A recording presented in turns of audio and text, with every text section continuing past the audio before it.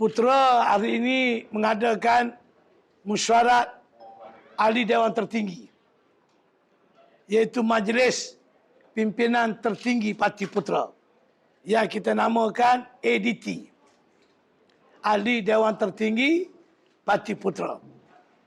Kita mengadakan mesyuarat pada hari ini yang merupakan mesyuarat bulanan tetapi tertangguh selama 2,5 bulan akibat pada COVID.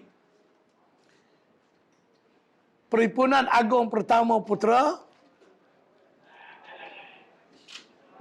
berlangsung pada 12 Disember 2020.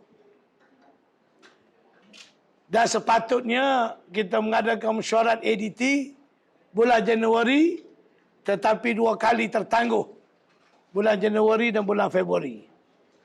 Hari ini dapat kita adakan dan alhamdulillah berjalan dengan lancar. Kehadirannya hampir 100%. Pertamanya, senarai ahli Dewan Tertinggi sudah saya sertakan. Pihak warga media boleh rujuk yang saya dah edar, iaitu Dewan Tertinggi Parti Putra. Jumlah pimpinan Dewan Tertinggi Parti Putra 25 dipilih oleh Persidangan Agung Parti setiap 3 tahun sekali. Manakala 11 orang dilantik oleh Presiden dengan persetujuan ahli Dewan Tertinggi, iaitu 3 pegawai dan 8 ahli Dewan Tertinggi.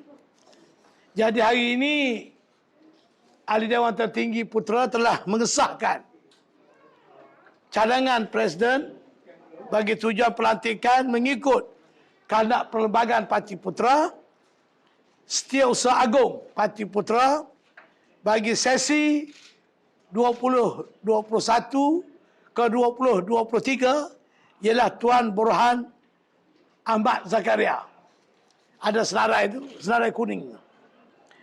Berlatar belakang kejuruteraan elektrik. He is an electrical engineer. Ketua Penerangan, Saudara Ashraf Rosli, seorang accountant. Dan pernah menjadi pegawai di pemandu dan juga Hewlett Packard 4 tahun di New York. Kemudian Bendahari Tuan Hamzah Ahmad Zainuddin, mantan eksekutif bank pembangunan satu ketika dulu dan sudah bersara. Manakala kita melantik ADT tambahan di bawah kuasa Presiden dengan persetujuan Dewan Tertinggi, pertama Tuan Syed Syahriman Syed Badri Shah bagi mewakili Putwira, berlatar belakang kejuruteraan Aerospace Engineering, graduate pada Moscow University. Anak muda. Seorang lagi ADT yang dilantik mewakili Wiranita, Puan Nur Asikin Yusof, seorang usahawan dan aktivis sosial. Manakala wakil Wirawati, naik ketua Wirawati Puan Nur Hafizah Jamaluddin, iaitu eksekutif sains komputer. Dan ada ahli Dewan Tertinggi yang dilantik lagi, ditambah lagi.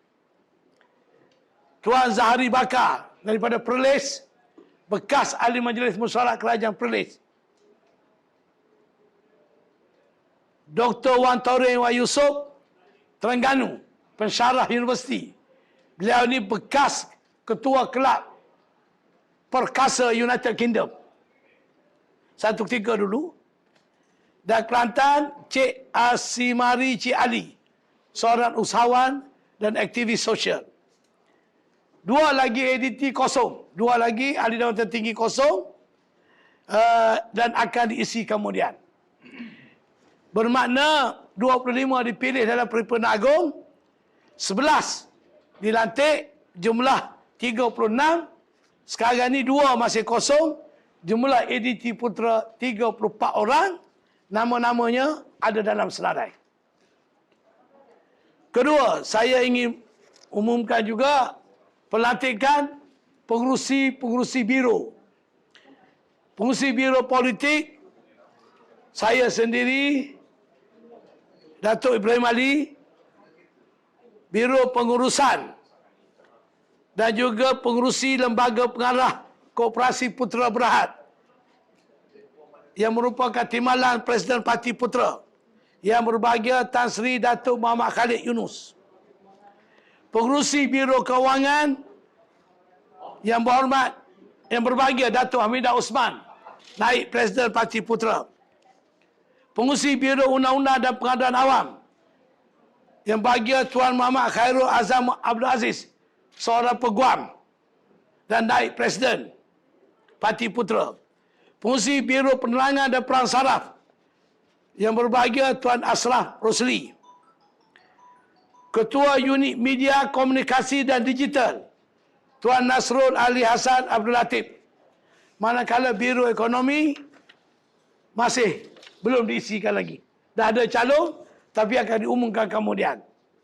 Kemudian Putra telah mewujud 3 kluster penting, iaitu tumpuan utama perjuangan Parti Putra, iaitu kluster perjuangan Tanah Rizab Melayu, diketuai oleh yang berbahagia Datuk Hamidah Osman.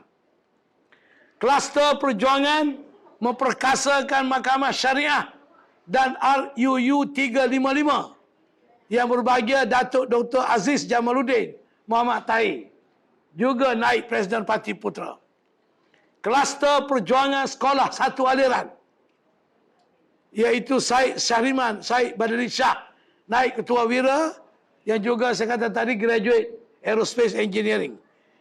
Maksud kluster perjuangan sekolah satu aliran ni ialah perjuangan Putra secara fokus nak supaya sistem pendidikan kita di negara ni hanya satu aliran bahasa saja.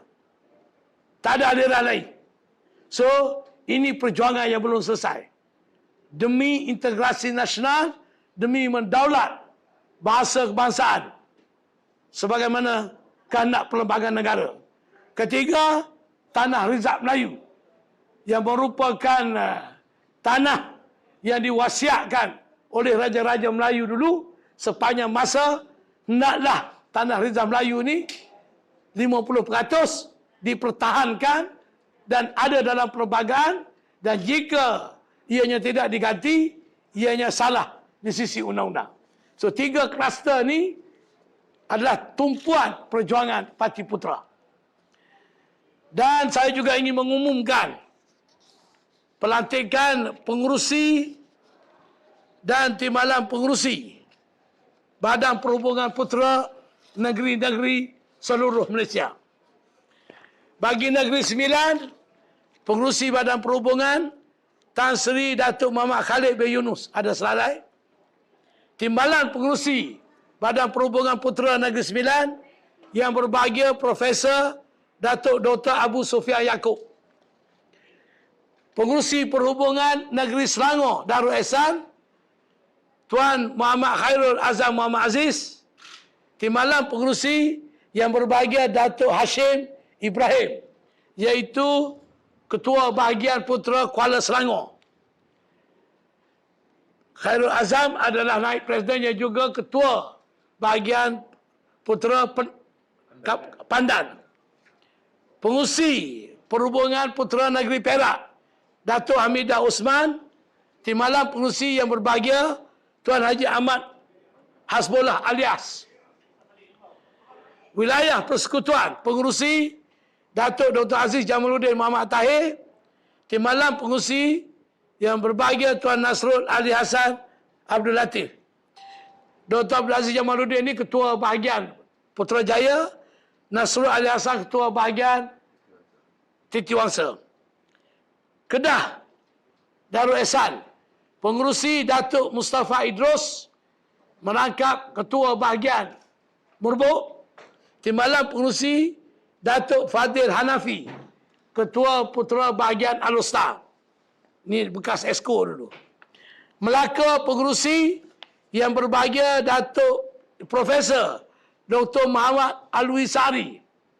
Ini tokoh akademik. Timbalan Pengerusi yang bahagia Tuan Abdul Manaf Arifin.